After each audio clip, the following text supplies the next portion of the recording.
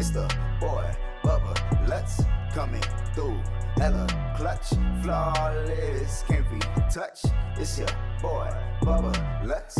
Yeah, I need that hot take. I need the truth and everything that is not fake. So tell me who's the goal. Welcome back, Bubba Bunch, to another edition of the Bubba Let's Sports Podcast, episode 166. A fresh new week, and you know what that means? That is a Cowboys review. Week 2 in the books. Actually, as we speak, I'm watching the Saints game, so technically not in the books. But for the Cowboys, it is. Dear God, where do I even begin? Atlanta Falcons game, Dallas Cowboys, Sunday afternoon. Where were you? Because I think this is a moment that we need to address. It's a glitch in the Twilight Zone. It's a glitch in the Matrix. Hell froze over.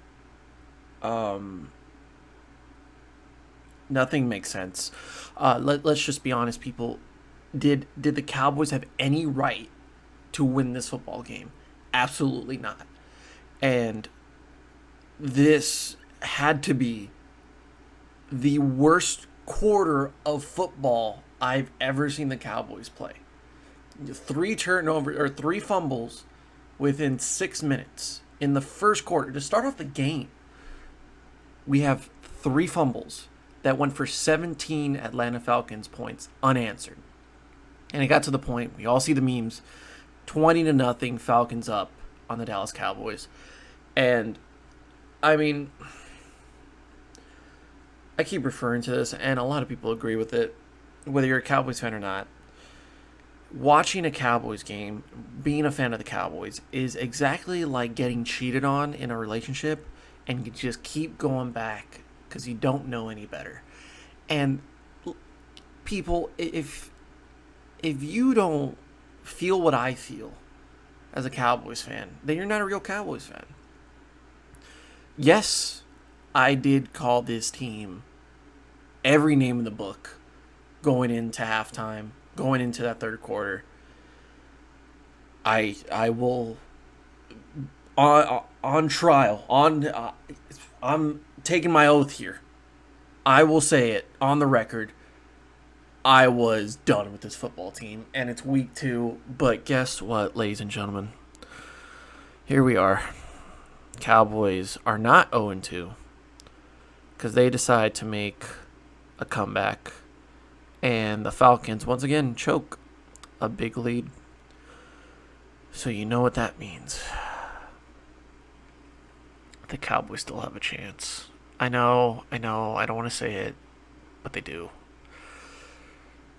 There's so many things to talk about here. So let's just start off with the injuries that have stacked up on this team. Look, we all know that the IR is looking rough.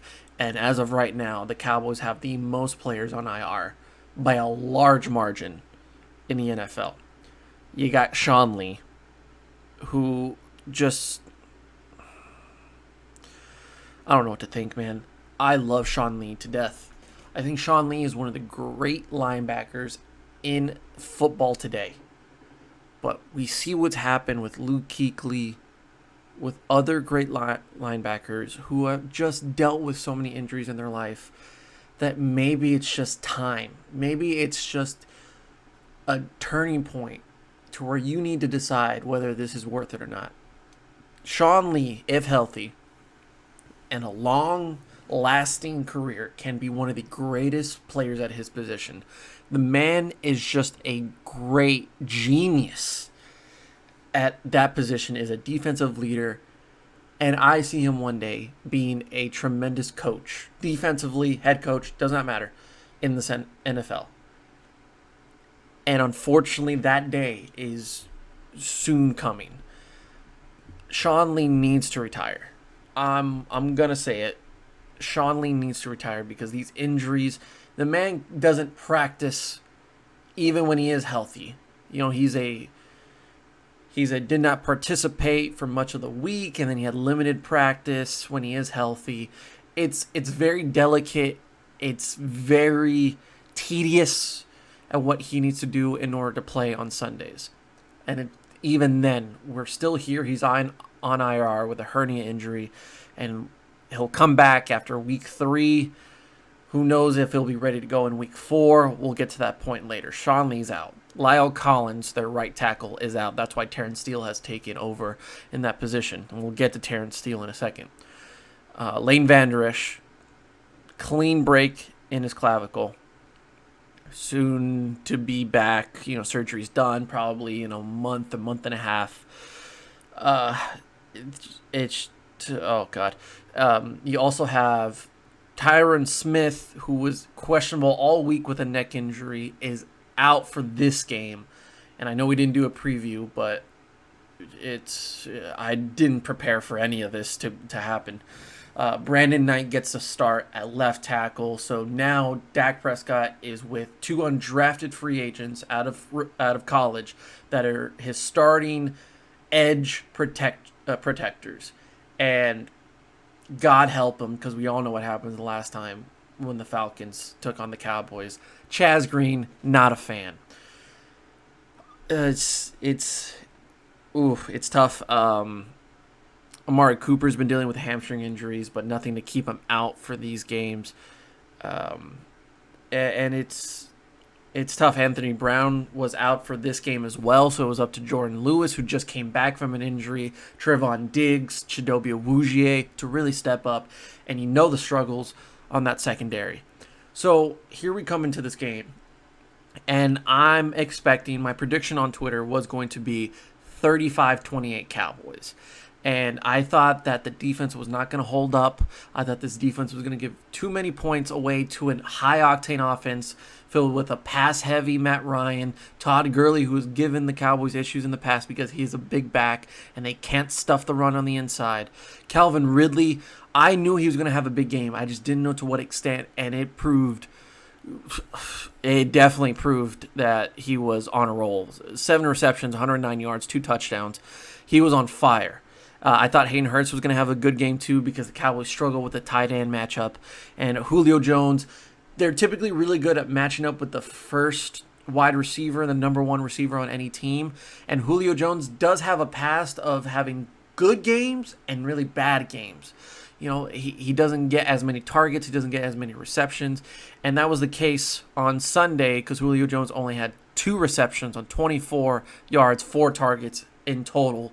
And one of them was that botched catch that could have decided the whole game and avoided the whole comeback for the Dallas Cowboys on that Wildcat type of formation. So that's a tough day for Julio Jones, but I think a lot of credit has to go to Trevon Diggs. Just his second week as a starter for the Dallas Cowboys shows a lot of potential, shows a lot of optimism as the number 1 corner on this team. He does have a lot to learn. He did give up some bad beats, especially on that Julio Jones play. But overall, I think he did a great job, and it is undoubtedly his secondary to shine in. It was Byron Jones's for so many years, but I think Trevon Diggs brings more fire, more athleticism to that secondary position, and it's up to the rest of the guys to really keep up. I'm not impressed by Chidobe's performance. I'm not impressed by the safeties.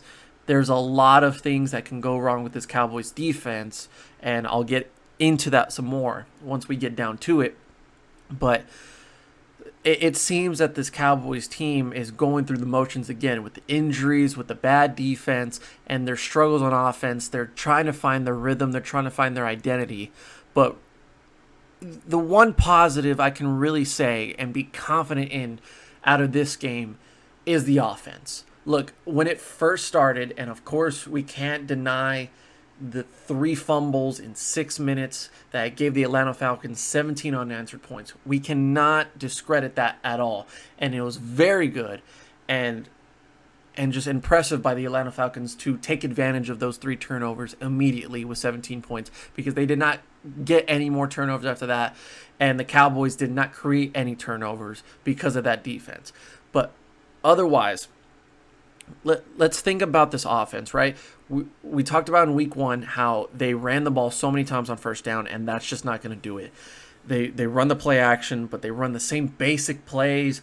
Their plays in week one in critical situations are very basic, very predictable. And with no motion going on, with no misdirection, this team is not going to flourish on offense. And you're not going to see high performances, big performances out of CeeDee Lamb, Amari Cooper, Michael Gallup. And with Blake Jarwin out, Dalton Schultz has to step up as a pass catcher rather than just a run blocker at tight end. And in that first half, I was thinking, this is the exact same thing that we see in week one. I'm watching the Patriots game last night against the Seahawks, which was a very good game. And I'm seeing this Patriots offense do very simplistic stuff compared to what they did in week one against the Miami Dolphins. I thought in that Miami game, they really opened up that playbook. That they did a tremendous job of showing what it's capable of doing in that division against rivals to win the division.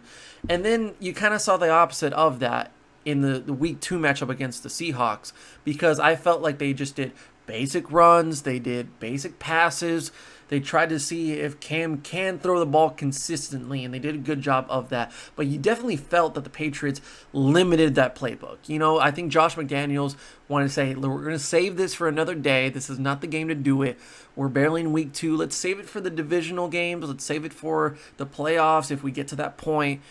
And I feel like the Patriots are putting themselves in a good spot to kind of stay under the radar and not show everything on film.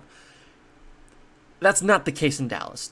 In week one, Dallas thought the playbook was open, but they relied so heavily on that offensive line that it was just set up for failure. They cannot run that offense based on that offensive line when your offensive line is makeshift at this point. You can't have an offense that is reliant on Connor Williams. It can't be relied on Terrence Steele. And in this instance, it can't be relied on Brandon Knight. So they put so much focus and so much trust into that offensive line that it just wasn't going to work last week. And the Rams did a very good job of taking advantage of that, winning the offensive line, defensive line battles on both sides of the ball. That it was just ridiculous. I think the Rams are really good, but they're not the top of the NFC. It's just not the case. So I feel like the Cowboys would struggle. And I felt that the Atlanta Falcons was a worse matchup as far as on paper. And I feel like the mismatches go in favor of the Atlanta Falcons so much more than it did against the Rams. Yet, after that first half and that awful first half, they somehow stay in the two-possession game. They stayed within two possessions in that game. When they came back in the third and fourth quarter, I definitely felt that I was seeing an NFL offense that I'm seeing around the league. And by God, man, does anyone else feel that Ezekiel Elliott is playing the best football that he's ever played? I've watched this guy ever since he was in college at Ohio State, and I've been a big fan of him ever since. Even in that 2016 rookie season, where he's hurdling everyone, he's breaking tackles, I feel like this Ezekiel Elliott has a chip on his shoulder. Not like he did in 2016. I think he just wanted to ball out in 2016, but now he has something to prove. In many people's eyes, he had an off year last year, even though he was top 5 in almost every category. It just wasn't the same flashy plays and the hurdles, and he didn't dominate like he did in 2016. And he was a little heavier set in the last few years, but this time he leaned down, he looks more agile, he can break tackles. That one touchdown from the 1 yard line where he ran over that Falcons defender to get in the end zone, that was impressive. The man is breaking tackles, and if it's not for Ezekiel Elliott, a lot of these runs that were designed like they have been for so many years in Dallas, where it can go for 4 or 5 yards with a great offensive line or even more, without Ezekiel Elliott, that run goes for 1 yard, maybe even negative yards if it's worst case scenario. But Ezekiel Elliott breaks that initial tackle because the offensive line breaks down, and he gets 4 or 5. And now the Cowboys are like, okay, maybe we don't want to do that every single time. So then you start to see in the second half a lot more bootlegs. I love the bootleg, and you start to see that a lot more in the NFL. With Dak Prescott, he's the perfect quarterback for that because he can use his legs efficiently and have the dump pass. He can run on the outside, but also off his back foot, throw deep into the end zone. He can send someone on a go route. He can send Michael Gallup, who's physical. You can send Amari Cooper. You saw that in that one-handed catch. Like, a lot of these receivers are more reliable this year. You don't have to worry about drop passes. It was never a sense of that in this game. But you have the deep threats down the field, and you have Dak Prescott who can make those tough throws. So the bootleg is a perfect combination for this Cowboys offense. You can run the play action now that Zeke is going. And I felt like Dalton Schultz, Blake Bell were in the same positions that Blake Jarwin would be, and they would run those same plays and Blake Jarwin would flourish. But Dalton Schultz and Blake Bell definitely stepped up in this game, and they made those tough catches, and I felt they kept the drive going, and they had to, just to stay into this game. But Ezekiel Elliott is playing the best football of his life, in my opinion. Dak Prescott took what he made mistakes in last week on some inaccurate throws, not putting them in the right spot to lead his receivers, which was a big concern for a lot of people. But did definitely get the ball out quicker because he didn't do a good enough job of that in the Rams game. They didn't bait out anybody, so they didn't run any screens. This week you saw that. They bait in the Atlanta Falcons rush, knowing that undrafted free agent rookies are going to be in your edge protection, and you have Connor Williams who can go down in any second. He's not a good guard. And you got to get the ball out quick. And even through that, I felt that there were some plays to where Terrence Steele did a good job. He did enough. Brandon Knight, I think he has more potential overall than any one of those other younger guys. And he did all right. Connor Williams, I'm kind of done with Connor Williams. Joe Looney's been all right. I think he's been more than all right, to be honest. And then you have Zach Martin, who's doing his job. It's a mashup of an offensive line that's not perfection to the Cowboys' eyes at all. Yet they made it work on offense. So if we're taking this whole game at a face value, I think the offense for the Dallas Cowboys is going to be fine. They're going to improve, get those linemen back, get them healthy. Let's see how they hold up for the rest of the year.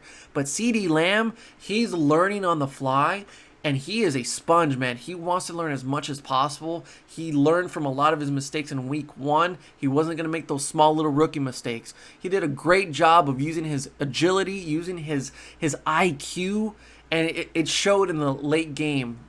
Definitely on Sunday afternoon. I felt he did a great job overall. Michael Gallup didn't have the stats for it.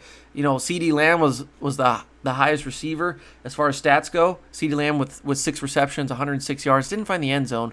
Dalton Schultz was the only one out of that receiving core that found the end zone. It was really more of Dak and Zeke getting through at the 1-yard line, which credit to Kellen Moore. He's finally using Dak in these read options. He's using design runs in perfect situations. Think of how many times in the red zone that the Cowboys use that read option and they fake with Zeke because the attention's there. He's been dominating that entire drive, and then Dak just keeps it and walks into the end zone. It's a perfect play to use, not all the time like it's being used in Baltimore with Lamar Jackson, but it is right place, right time, and it's going to be perfection. Those design runs, QB draws can be done perfectly for this offense once we get that offensive line back. But I like what they're doing. The bootlegs were there, the play actions, the screens, the design runs.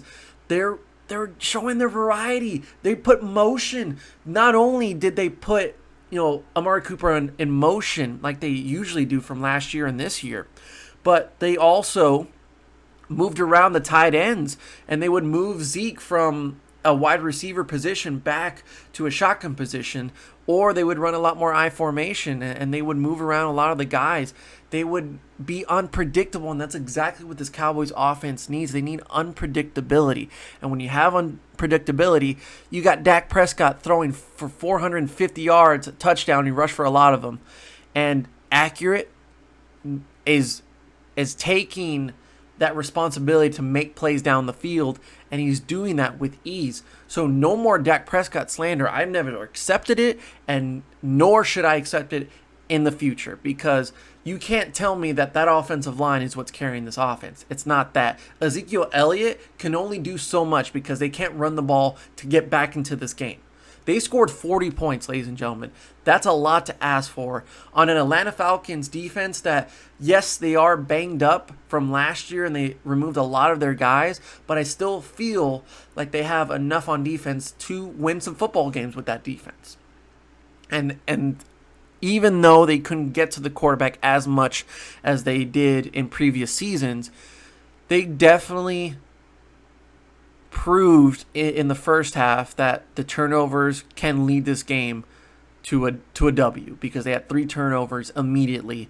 And in a lot of games, the majority of these games in the NFL, if you get 3 turnovers and you win that turnover battle, you're going to win the football game. It's just the Falcons, so. But my worry is not on the Cowboys offense. There is a lot to learn and there's a lot to see with this offense, but it is in the right direction. It's what I wanted to see in week 1, and I didn't see it. I'm seeing it now. Dak Prescott, by the way, very durable. You see Andy Dalton's on the stat sheet here. He was only in there for like 1 play, but Dak Prescott took a shot and did the concussion protocol test. He came back, looked good. The man is durable. Ezekiel Elliott's durable. He fumbles once or twice every half season, so I'm not worried about that.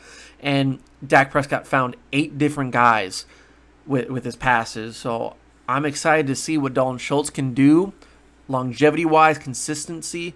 Amari Cooper, he had some great passes. CeeDee Lamb, I think he has a lot to prove, and he wants to prove to himself that he can be a big part of this offense and not feel like the rookie. I want him to look like any one of those other guys. Noah Brown had some good catches as well. Blake Bell. And I don't think they have done enough to really incorporate Tony Pollard into this offense. He did not look good in special teams, but who knows what's going to happen in the future with that. But it's the defense that really just puts me uneasy. And the coaching decisions that were made in this game, that's where I feel unsettling about this win. This is not a win. This is a Falcons loss more than anything. I give full credit to Dak Prescott for leading this team back into this football game alongside Ezekiel Elliott and those receivers. It's exactly what you want to see out of this Cowboys team. But never should they barely win with 40 points on the board. It should not happen. So that is on the Cowboys defense. Through 2 games with Dontari Poe, DeMarcus Lawrence, Everson Griffin, Tyron Crawford, Aldon Smith, they have 2 sacks. In week 1, they finally got to the quarterback after 3 or 4 quarters. And even then, the Rams did a tremendous game plan at baiting and taking in that pressure and immediately getting the ball out quick with screens, slants. They did such a good job of that to where it negated any pressure or any pass rush that the Cowboys were going to bring. And, of course, it set up the running game very well, because now you're worried about screens. Now you're worried about the quick passes. So the Rams did a great job of that. The Falcons did something a little bit different. It was quick at the beginning, but they found that they could have time to throw. And it gave Calvin Ridley, Julio Jones plenty of time to get around the field. And even Gage, who had a really good game, 6 receptions, 46 yards on 9 targets, he did great and had time to develop his routes. And that's what's sad about this pass rush, is that there isn't one. With all of those Pro Bowlers, some all-pro guys that have been in the league for so long, and they were brought to Dallas to immediately bring presence and impact to that defensive line and make offenses punish if you gave their quarterbacks time to throw. And yet through 2 weeks we have 2 sacks. And I feel like there is no pressure at all coming from any one of those guys. And I had someone ask me earlier today, and they're saying, like, DeMarcus Lawrence isn't who we thought he was. I'm like, that's not the case at all. DeMarcus Lawrence is a part of this defense the same way that J.J. Watt is with the Houston Texans. on the stat sheet, on paper, J.J. Watt should have more than 20 sacks a year because he's that dominant. But when you have double teams after double teams every single play, it is very difficult to do that no matter who you are. Only the elite of the elite can do that. I'm not putting any slander on J.J. Watt.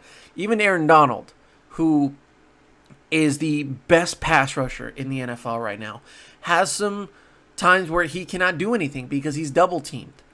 And DeMarcus Lawrence is not the elite, but he's a top tier or second to top tier edge rusher and pass rusher.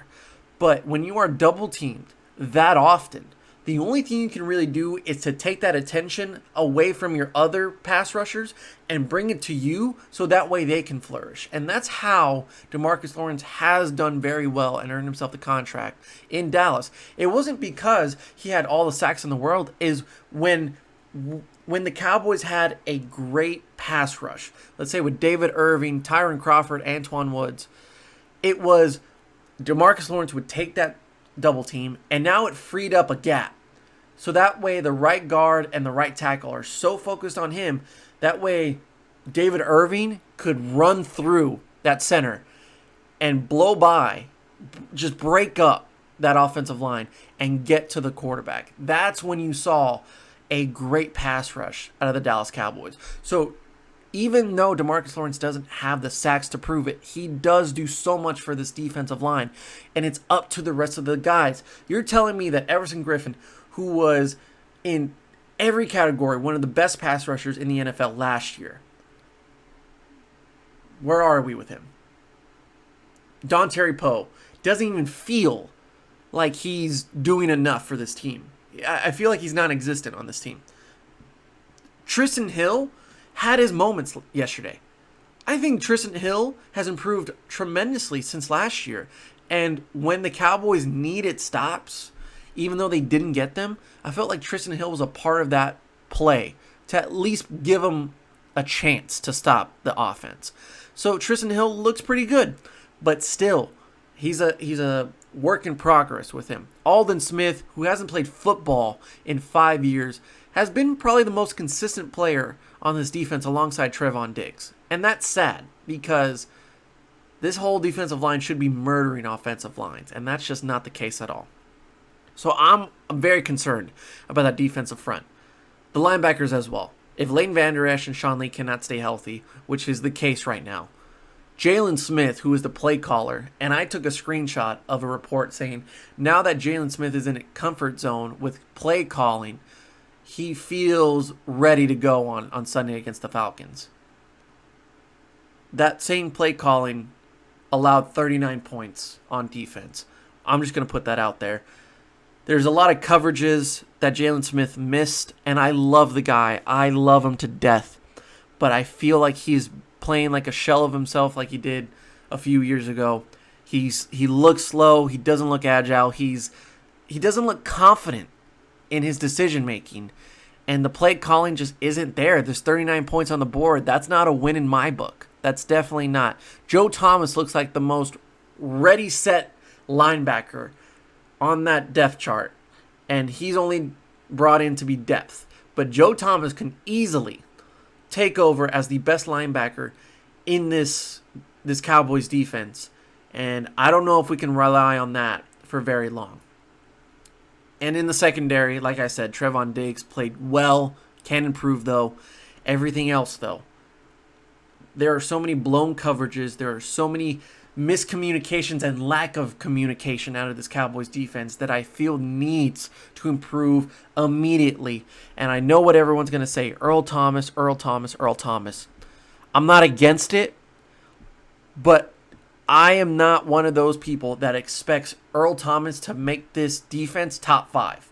He is going to be the leader of that defense, and he's going to bring a threat to that secondary to not allow the deep throws, to not allow the deep threats. But all in all, is he going to make what Jamal Adams is doing in Seattle? Like, that defense is good, but with Jamal Adams, they are significantly better. I don't see that with Earl Thomas in Dallas. And if I'm the Cowboys, if I'm not looking at Earl Thomas, I don't know what the situation is with Eric Reed, but I'm definitely looking into that. Don't know what's going on with Eric Reed. He may be blackballed by the NFL. It's just speculation at this point. But the fact that that man doesn't have a job really concerns me. Do the Cowboys need a safety? Yes. I'm sorry, but Xavier Woods and Darian Thompson have not done it for me. And it's those plays, for example, when they're doing a pitch outside, when they're doing, let's say, kind of like the same thing the Cowboys used to do last year with Tavon Austin. They would run motion behind the quarterback and then just hand it off immediately, and he would go outside and do a wheel route of some sort toward the sideline. If an opponent of the Cowboys does that, I'm 99.9% sure that play will execute at least a first down, if not more, because the secondary does not realize it quick enough. And those safeties are important to those plays. And if they can't read the gaps, they can't read those plays, it is going to be a long season for this Cowboys secondary. So all in all, offense, I'm optimistic. On the defense, I am very pessimistic because I don't want to hear anything about hot boys anymore. I don't believe in that anymore.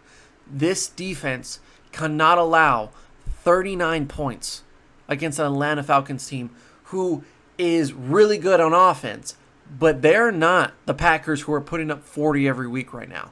They are not the Saints who can put up 40 any given week. They are not the Baltimore Ravens. They are not the Kansas City Chiefs who can beat you on so many different levels. If the Cowboys, when we get down to the Baltimore Ravens game late in this season, and the Cowboys keep playing like this defensively, I'm not excited for that preview or review, ladies and gentlemen. I'm not. So if there is an emergency button, a panic button, it is on the defensive side for me. Because if that defensive front does not improve at all, if they don't give me signs of some pressure of what they could be on a consistent basis, I am saying, why did we sign all of these guys for? I'm not saying in the first play against the Seahawks, they need to get a sack. But when you have 0 turnovers and you only have 1 after 2 games while you gave up 3 in a quarter, that turnover margin is going to be really bad at the end of the year, and that's going to lead to a lot of L's on the columns. Having no turnovers is going to cost you, and that decides what's a good defense and a great defense. The great defenses create turnovers and give their offense opportunities.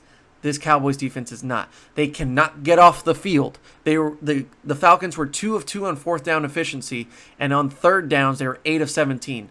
And a lot of those came toward the end of the game. But you got to think that when you're trying to come back, when you're trying to stay in this football game and you cannot get off the field on a 3rd and 8, that's a very, very tough thing to fix. And that's just execution and lack of awareness. I'm seeing a lot of miscommunication. I'm seeing a lot of just dysfunction in this Cowboys defense, and I am not ready to trust it whatsoever. Finally, it's the coaching decisions. And I know at the end of the day, the special teams won the game for the Cowboys. Excuse me. But when you're fake punting twice from your own territory, one of those fake punts, it was the first one that John Fossil did. I love John Fossil. But this just doesn't make sense to me. When you're down, I think 14-0, and you're at your own 29-yard line, if we're going to talk about analytics with this coaching staff that loves analytics, and Mike McCarthy focused more on analytics when he was gone from the NFL for that 1 year, analytically, that makes no sense. Analytically, you do not take that chance because it could lead to a very strong chance Atlanta scoring the ball. And that's exactly what happened, ladies and gentlemen, because they went for the fake punt. C.J. Goodwin did not catch that ball, and Chris Jones just underthrew it from their own 29-yard line. The Falcons get the ball back, and it's just a gut-wrenching type of play. You go for the second one, which made more sense. It didn't surprise me in the sense that they went for it, but it was unexpected for the Falcons. But they were perfect because they already saw it earlier in the game. They knew that the fake punt can't happen with John Fossil. He's willing to take more of those chances. So I understand that. If that doesn't work, hey, it happened. If I can live with that one fake punt later in the game, I'm all for that. It's the first one that just didn't make sense to me. And we want to talk about decisions that don't make sense to me. I need someone to explain how that 2-point conversion attempt makes any sense. You're down 9. You just scored. You're still down 9, but you can take the extra point to make it 8. And with 5 minutes left in the game, 3 timeouts, Mike McCarthy decides to go for 2 to make it a 7-point game and still be down by a touchdown with 5 minutes to go and 3 timeouts. Oh, it's a head scratcher for sure. If your argument for that is the momentum was going in the Cowboys' favor, Ezekiel Elliott was dominating down the field, and that offense was rolling, and they got into the end zone, you want to take that chance. I can somewhat understand that. But once again, analytically, it just doesn't make sense, and mathematically it doesn't either. Because if you know you're going to go for 2 the next time that you have a chance to score, and to tie it, to take it to overtime, I think you have the momentum there. Because if you can come back from all that way and get it to 39-39 at the end of regulation and take it into overtime, I think the Cowboys have the advantage. They have the crowd with them. They have the momentum their way. Is it a matter of not trusting your defense? I can completely understand that. But you really got to be just done with your defense and not have any sense of trust or confidence in that defense for you to go for 2 and to basically put the game on the line in that 2-point conversion. The play wasn't good at all either. It was the one really bad play other than the fake punts that I felt the Cowboys did in this game. Otherwise, I think it ran really well on offense. But that 2-point conversion just didn't make sense. I would have taken the 1, and then, I mean, you were going to go back on defense anyways. So to go for it, 2-point conversion, and to not make it, I think you asked for that. And to go down 9, you're lucky that your defense somewhat stopped the Falcons' defense, even though they took longer than expected for that. And then you get the ball back, you score, and now it's down to an onside kick, which you never want to do, but sometimes it happens. Greg Zuerlein deserves an MVP. He deserves a Medal of Honor. But at the same time, ladies and gentlemen, let's go back. I'm so sorry for being negative Nancy, pessimistic, but it is more of the Falcons losing than the Cowboys winning, because when you look at that onside kick, a great kick by Greg Zuerlein. I mean, it just is a beauty. It's a real beauty and something beautiful to watch. But in no way, shape, or form would a good football team that has been in critical situations plenty of times, like the Patriots, like the Saints, like the Packers, would they allow that ball to roll that long and allow the Cowboys to recover? That is a group, a unit of brain farts that happen at the same time. Great kick by Greg Zuerlein, but that is more on the Falcons being dumb than it is the Cowboys being smart, because that ball did not look like it was going to go 10 yards unless no one looked at it, and the Falcons did not look at it. So the Cowboys recover, they get to field goal range, and it's almost a chip shot for Greg Zuerlein. It went a little left and curved back in, and that scared the living hell out of me, but Greg Zuerlein wins the game for the Cowboys, 40-39. They complete the comeback. And I could not feel my face the entire rest of the day. And I couldn't believe if up was down, left was right, wrong was right, right was wrong.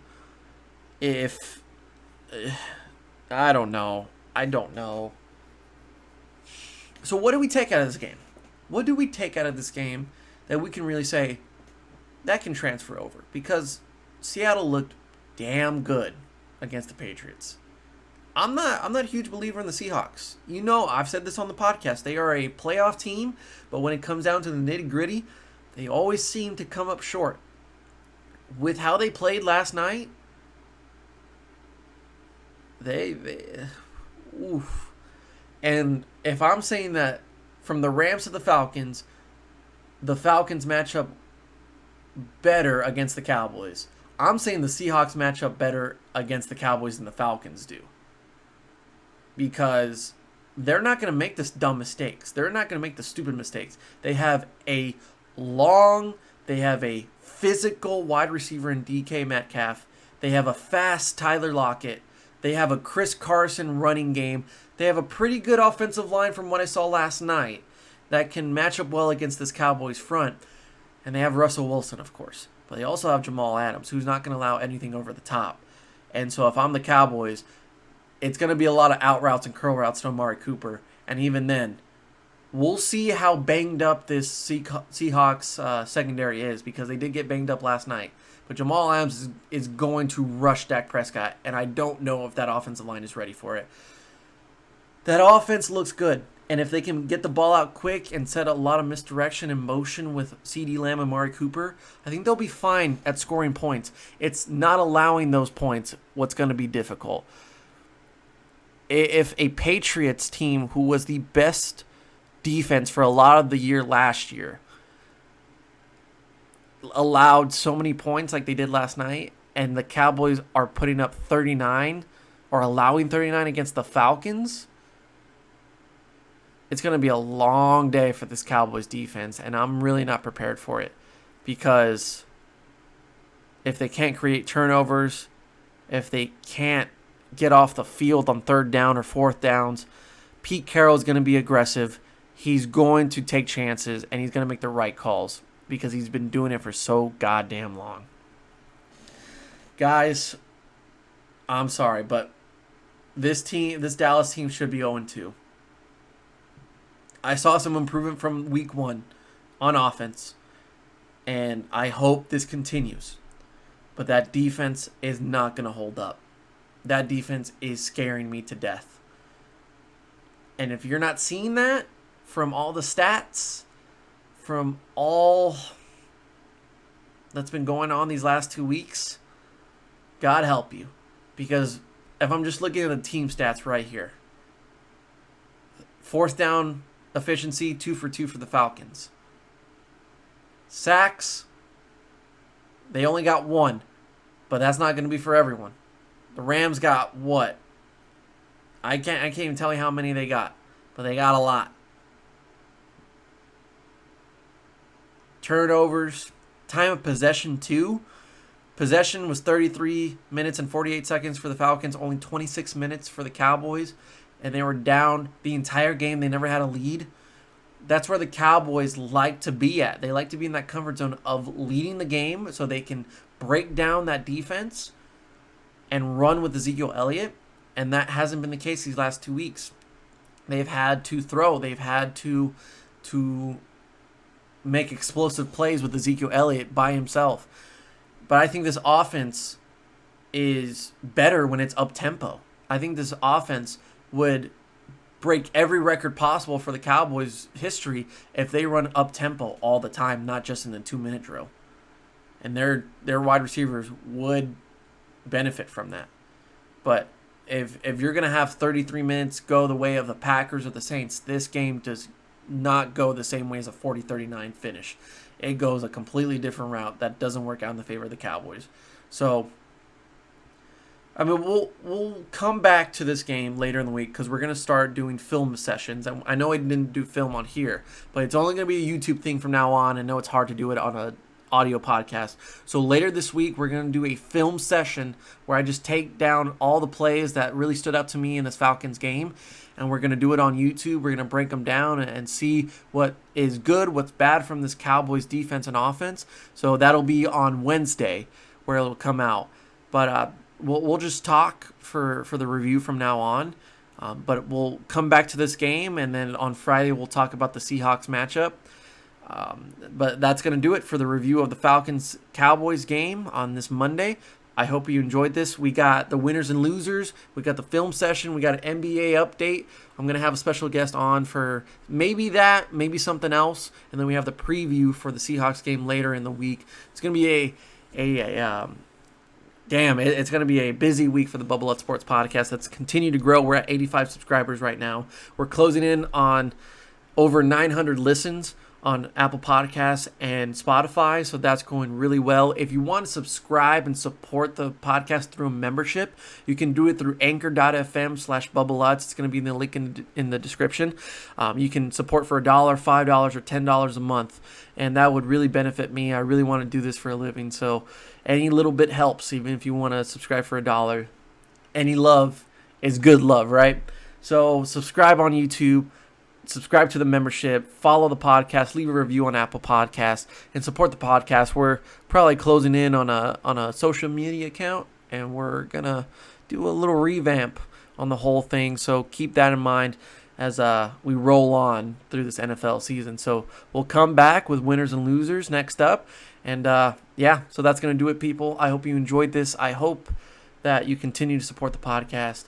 Thank you so much, and we'll see you next time on the Bubble Up Sports Podcast. Bubble Bunch. Yeah, hold on. Tell me who's your top 5 quarterbacks right now, dead or alive, huh? And how much do you care about a ring if the best player got carried by the team? Now, would you lose if it been a better draft pick? And do you cuss when your team get their ass kicked? Now, do you keep